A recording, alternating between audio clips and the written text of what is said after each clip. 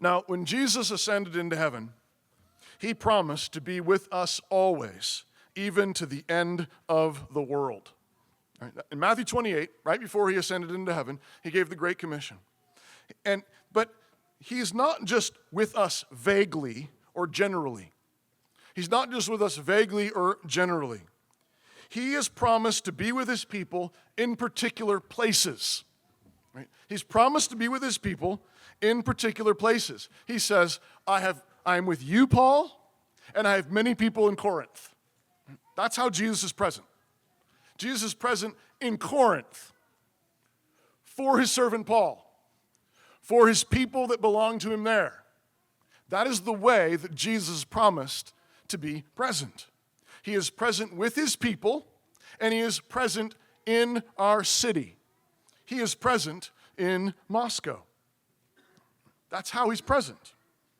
And his promise to be present can't be disconnected from his authority. The authority and the presence go together. He's able to be with us because all authority in heaven and on earth was given to him. All authority in heaven and earth, that's what he says. He says, all authority in heaven and earth has been given to me. Therefore, go, make disciples of all nations, baptizing them in the name of the Father, Son, and Holy Spirit, teaching them to observe everything that I've commanded, and lo, I'm with you always. Right? His presence is tied to his authority.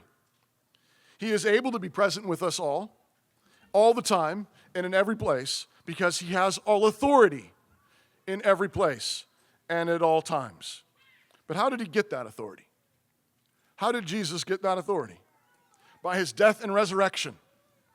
By his death and resurrection, Jesus was given all authority in heaven and on earth. He was crucified by sinful hands. He was crucified for sinners.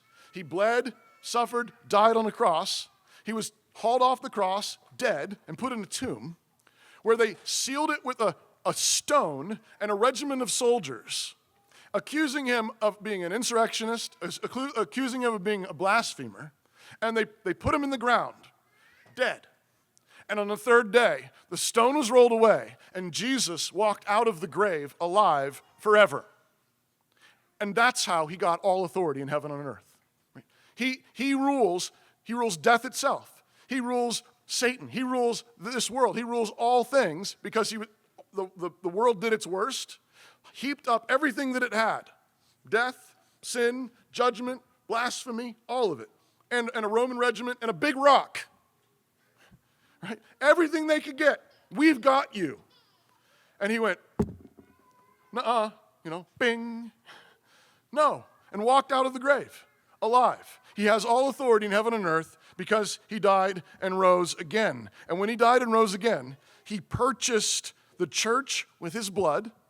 Acts 20, verse 28. He purchased the church. Everyone that he's saving, he purchased with his blood.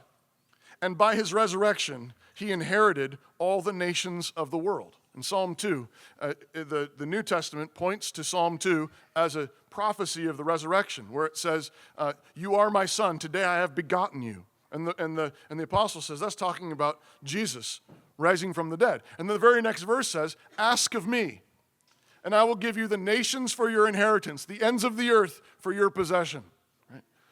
Jesus purchased the ends of the earth with his blood.